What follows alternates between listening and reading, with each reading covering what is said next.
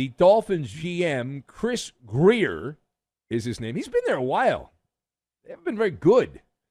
They're decent now. Anyway, Chris Grier, the GM there with the Dolphins, said that the team has decided to hit the pause button on contract negotiations with Tua Tagovailoa until after the season is over. Right, just to prove I am not making this up, here is Chris Grier, the GM of the Lions, discussing the situation with his quarterback. I just think for him, it's just letting Tua play again. Those things can be a big distraction. You have family, friends, you guys, everyone constantly asking him about it. And so I think from his agents and I have had discussions, just general, but not really about that. And it's just kind of agreed, like, let's just let him play out the season, and then we'll attack that in the offseason. Okay. Do you smell that? Yeah, I smell that.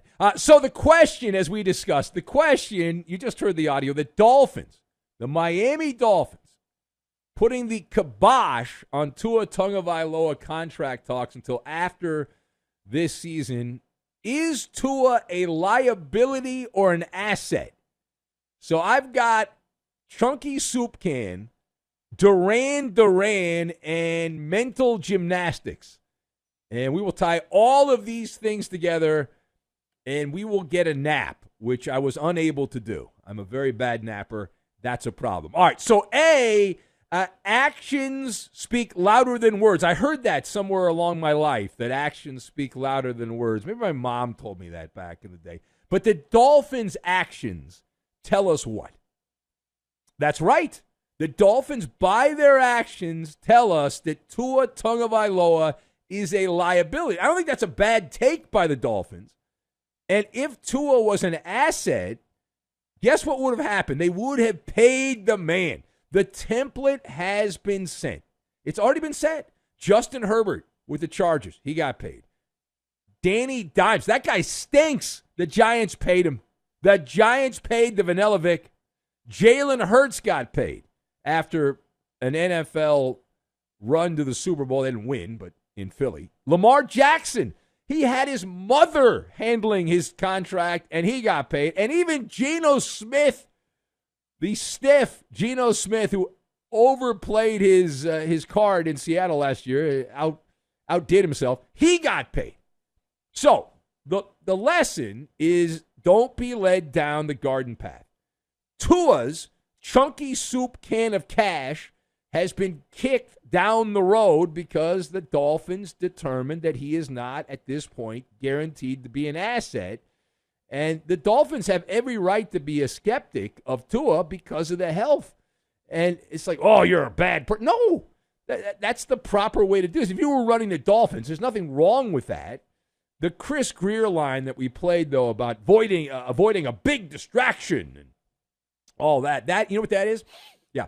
That is pure fertilizer, fresh fertilizer on a hot summer day is what that is. And, it's so difficult to get a $150 million contract. You have to deal with all the anxiety, the headaches, all of it, the skin condition. Your hair starts falling out because you have to figure out how to handle your family and friends congratulating you on getting a lot of money. Give me a break. I mean, come on. Well, I mean, if you just say you don't want to pay the guy, so, well, we want to avoid distractions. How is that a distraction? In what world is that a distraction? Seriously. Now, there are some things you have to adjust when you get paid a lot of money, but that's a good problem to have. Am I wrong? I don't think I'm wrong. All right, now, page 2 here. To the press box we go, kind of. So Bill Belichick, you might have heard of him. He's been around a while. We've talked a lot about him over the years. So Bill Belichick, again, feeding the content machine indirectly here. So we've heard over the years that Belichick has some gripes with certain members of the media. And one of those has popped up here. And it involves Bill Belichick and a long-standing grudge that he has with one of the biggest scribes in the NFL. So if you're not sure about this, maybe you didn't hear about it. So the guy named Peter King, I knew Peter back in the day a little bit, but Peter King says that he hasn't spoken to Bill Belichick in 17 years. Why, you ask? Seems like a fair question. Why not? considering Peter King is a high-profile NFL blowhard? Well, the reason, because Bill Belichick was offended by Peter King and what he wrote years ago about the Spygate scandal. King, behind a paywall on The Athletic, the old gray ladies Athletic there, said that's the cost of doing business sometimes. He's one of the greatest coaches of all time. Then Peter King took a little backhanded shot at Belichick, says, I'm not sure if I put him above Paul Brown, but he's right up there with the greatest, blah, blah, blah, blah, blah.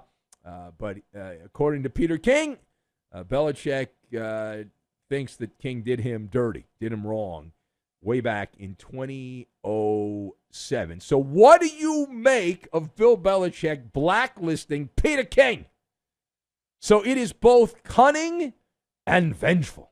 I love it. I love that Belichick, who's made so much money and been so successful, continues to have this burning in his belly against Peter King, who, again, is one of the more powerful figures in NFL media. And Bill Belichick, if this is accurate, has completely ostracized him.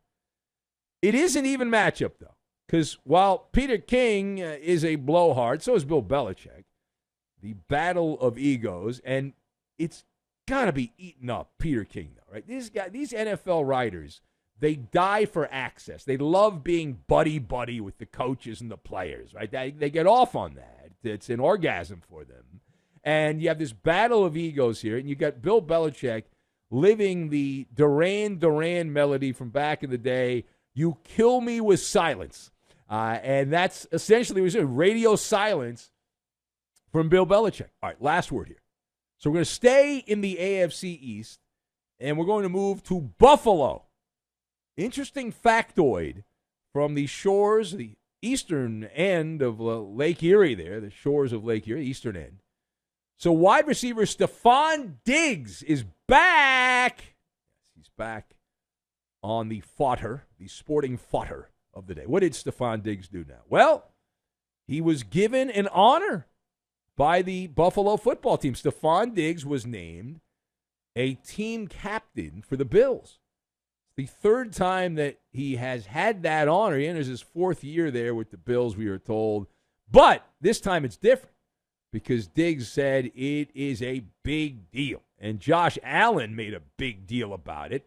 And he wanted everyone to know what a great thing this is and all that. So Stefon Diggs saying it means a lot to him to be named captain of the Bills. So is there a deeper meaning to Stefon Diggs being named captain of the Buffalo Bills? One of many captains of the Buffalo Bills, but is there a deeper meaning? So the answer is yes. I'm nodding my head.